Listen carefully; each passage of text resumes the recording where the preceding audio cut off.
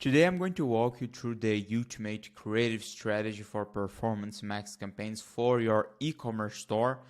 This is the exact structure we apply to all of our brands, all of our clients' brands. Those are brands doing anywhere between 500,000 to 40 million a year in sales on their Shopify stores. And this is the exact process we follow when creating their Performance Max creative strategy. So jumping straight into it, when it comes to Performance Max campaigns, as you know, you have 20 images. You can add 20 images to your campaign and 5 YouTube videos, which is something we're going to cover in the second part of this video. So when it comes to images, here is what you have to do. So in terms of format, you have landscape 4x1, square 1x1, and portrait 4x5.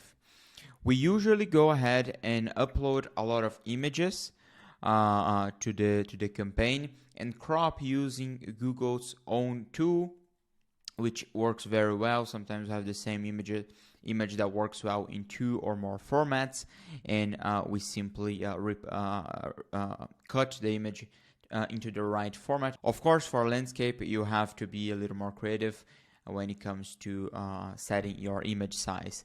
But when it comes to your actual images, what types of images should you upload to your Performance Max campaigns? Here's the rule we follow for all clients. So the first one and the most basic one that always has to be there is the white background images. Those are basically images of your products in a white background or a light gray background.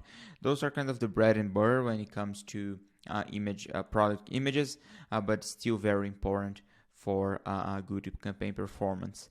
Then we have lifestyle images, or what we like to call action shots. Basically, your products in use. You really want those images to create desire in your ideal customer. So you basically get shots from people using the product. Those could be professionally created or even homemade. You just have to make sure the lighting is good and everything is good, and then you have your creative ready.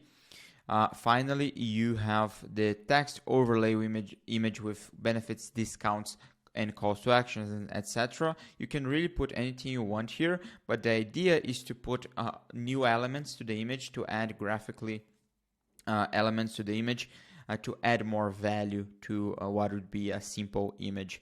So for example, in one image here, we have a ton of features of the product that make it better than the competition.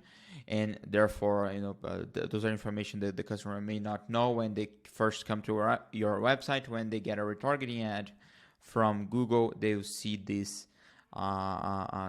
features, and they may be more interested in buying. So those are the 3 for images. Of course, you can split test both, all those 3 formats, see what works best for you. In terms of how many of each to add is really up to you, depending on what you have. Text overlays are more difficult to get. Not all teams will have that in place.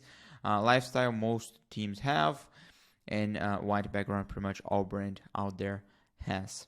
So make sure to try all of them and see which works best.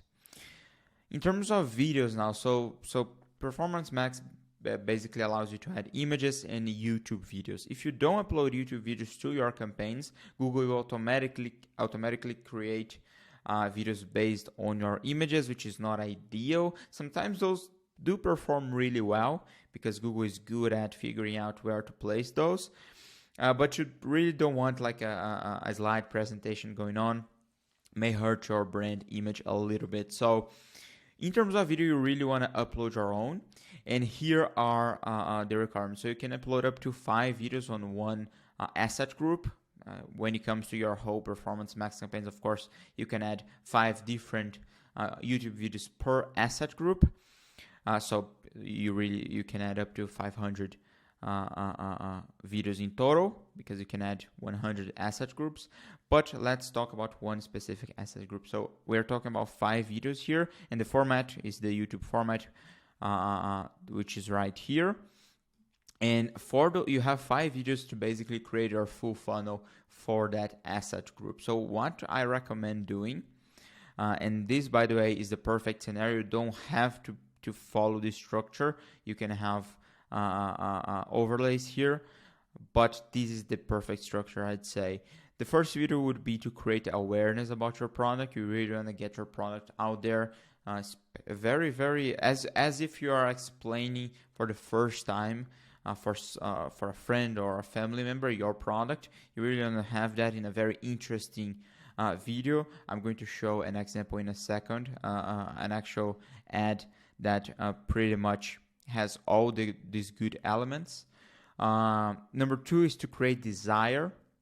So here you want to still keep the same line as the create awareness video, but you want to go a little bit deeper into reasons why to buy. You want to evoke a little bit more emotion. You want to talk about some pain points. You want to really, you have to put some copywriting work before producing this one, but that's where you get the awareness video and go deeper.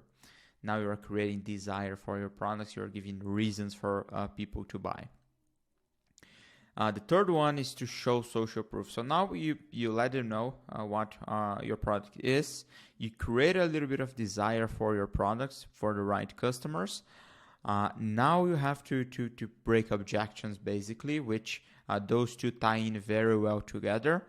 So the third video is to show benefits, show features, show why they should buy a product, and back it up with social proof. Again, I'm going to show to you in a second how this video does it really well when creating social proof. And yeah, I'm going to show at the end exactly. And the fourth video break objections, which basically means think about all the reasons why someone would not buy your product, why they may be on the fence on buying, and break that objection. So you may strategically put an actor talking about how fast it got to their house, or how smooth their process was with the product, how fast it was to get that up and running, or how effective it was if it's a skincare product, for example, and so on. You're basically trying to see the reasons why someone would not buy the product, and show someone having a good experience by doing exactly that, if you know what I mean. So those would be the first 4 videos, and then on the last video here, what you do is combine all approaches into one. So that's exactly what this video here is about. Let me get myself out of the way. So this video, it's basically a woman's boxer underwear. And as you can see, they start by, I cannot show the video because it's copywriting issues. I'm going to leave the link in the description, but I'm going to briefly touch on their main topics. So first one, they explain the products. They say it's what it is, basically, the whole idea. Then they add they engage with some entertainment. They show the product in use. Then they show some benefits, as you can see here, of the product. Some the step by step, or like each benefit individually. Then they go ahead to explain some more features made in the US, eco-friendly, and so on. More benefits. Then they go ahead to show a lot of social proof. Let me go ahead and go ahead. As you can see, a lot of social proof. When it comes to showing social proof on YouTube, you cannot. What you want really is to show the real testimonials on your website. Don't have to be UGC. You don't have to put anyone to talk. You just pop up as many reviews as possible, just like this. And this will create a lot of social proof. If you can get directly from your website, even better, because that's exactly where people are reviewing. So they know it's real and they can check for themselves if they want to. Again, more social proof, over 99% 5-star reviews. That's huge. And then they go ahead to the call to action, which is basically and here they are actually breaking objections, which is by offering a money back guarantee, and then a call to action to their website. And then they add some more entertainment here. And yeah, this is overall really good ad. I'm going to put a link in the description. Cannot show it here because of copywriting, but you can watch for yourself. Really follow the script. I'm sure they are crushing it with this ad right here. As you can see, more than 7 million views. And then that's pretty much it for your whole strategy within PMAX campaigns. Basically what you can do is add images and videos. That's how you max out on those. That's how you explore the most out of those image and video possibilities. Now, finally, if you have multiple product categories, for example, wallets, handbags, pouches, key holders, and backpacks, each of these opens up one new lane of creative, which means you can break down in different asset groups inside of your Performance Max campaign actually, and create individual assets. You can follow the same structure I mentioned, but not for all. Instead, for each individual category, which means more tailored, more specific, because if someone is looking for a wallet, they are probably not looking for a key holder at that time. So by getting granular with your ads, you can reach more customers and be more one-to-one with them, generating better results therefore. So on your wallets asset group, you'd have all of these that I just showed you, but just for wallets, handbags, all of these that I just showed, but just for handbags, and so on and so forth.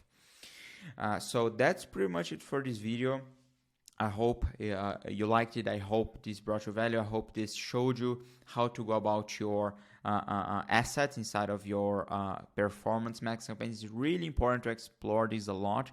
Performance Max just came out and they are giving a very good amount of emphasis to creative, which little by little is going to be how you get an edge for your brand in terms of Google advertising. So that's pretty much it for today. Make sure to subscribe. I'm posting a lot on Performance Max and Google Ads in general for e-commerce DTC brands. I'm sure there's a video that's going to help you on the channel, so make sure to check out as of the other videos. I'm going to leave some videos listed on the top of this video. Make sure to watch those. And with that said, I'll see you in the next one. Bye-bye.